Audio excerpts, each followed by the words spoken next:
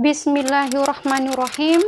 Assalamualaikum warahmatullahi wabarakatuh. Ingat pesan ustazah anak-anak, walaupun kita belajar di rumah, tetap prestasi dapat kita raih jika kita giat belajar. Bagaimana anak-anak? Tetap semangat kan? Kali ini kita masih akan mempelajari tema yang sama, yaitu tema 1. Kemudian kita akan pindah pada subtema yang ketiga. Fokus pembelajaran kita hari ini adalah PKN dengan 2 pembahasan, yaitu pentingnya keadilan dalam memanfaatkan sumber daya alam yang terdapat pada halaman 92. Kemudian yang kedua adalah perwujudan keadilan dalam memanfaatkan sumber daya alam yang terdapat pada halaman 97.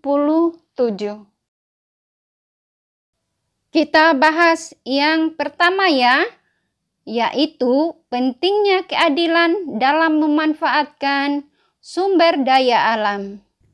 Perlu kalian pahami bahwa seluruh warga negara Indonesia berhak mendapatkan keadilan dalam memanfaatkan sumber daya alam.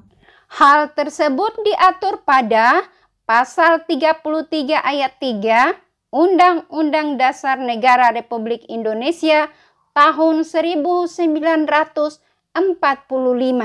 yang menegaskan bahwa bumi, air, dan kekayaan alam yang terkandung di dalamnya dikuasai oleh negara dan dipergunakan sebesar-besarnya untuk kemakmuran rakyat. Wujud dari keadilan tersebut terlihat dalam keseimbangan antara hak dan kewajiban warga negara. Fokus ya, hak warga negara terhadap sumber daya alam seperti berikut. Yang pertama, memanfaatkan sumber daya alam sebagai sumber mata pencaharian. Yang kedua, memanfaatkan sumber daya alam untuk kebutuhan sehari-hari. Misalnya, minyak bumi dan hasil hutan. Yang ketiga, memanfaatkan sumber daya alam untuk menanam tanaman pangan. Yang keempat, menggunakannya sebagai tempat tinggal. Sekarang kita lanjut dengan kewajiban sebagai warga negara. Yang pertama, menggunakan air sesuai kebutuhan. Yang kedua, melestarikan lingkungan seperti penghijauan, penanaman pohon kembali, dan tidak menangkap ikan menggunakan bahan peledak.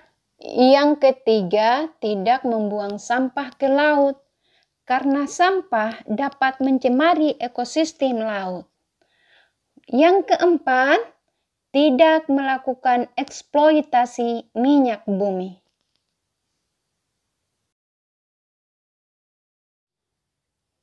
Kita lanjutkan yang kedua, yaitu perwujudan keadilan dalam pemanfaatan sumber daya alam. Perlu dipahami bahwa perwujudan keadilan merupakan cita-cita bangsa Indonesia, yaitu hendak mewujudkan tatanan masyarakat adil dan makmur, sejahtera, serta setiap warga negara mendapat haknya sesuai nilai keadilan dan peradaban. Nilai-nilai keadilan dapat diterapkan pada 3 lingkungan. Yang pertama, lingkungan keluarga. Yang kedua, lingkungan sekolah. Dan yang ketiga, lingkungan berbangsa dan bernegara. Untuk lingkungan keluarga, dapat diterapkan dengan beberapa cara. Yang pertama, setiap anak berhak mendapat kasih sayang dari kedua orang tua. Yang kedua, pembagian tugas rumah yang adil. Yang ketiga, tidak bermewah-mewahan. Yang keempat, tercukupi kebutuhan dan nutrisinya. Yang kelima, saling menolong sesama anggota keluarga. Pada lingkungan sekolah dapat diterapkan dengan yang pertama, tidak membeda-bedakan teman. Yang kedua, menjalankan tugas piket dengan tertib. Yang ketiga, peserta didik berhak mendapatkan pengajaran dari guru. Yang keempat, menggunakan fasilitas sekolah dengan bijak. Yang kelima, disiplin mematuhi tata tertib sekolah. Penerapan nilai keadilan yang ketiga adalah di lingkungan berbangsa dan bernegara. Dengan beberapa cara. Yang pertama, tiap warga negara berhak mendapat pekerjaan dan penghidupan yang layak. Yang kedua, mendapat fasilitas kesehatan yang baik. Yang ketiga, memperoleh pendidikan.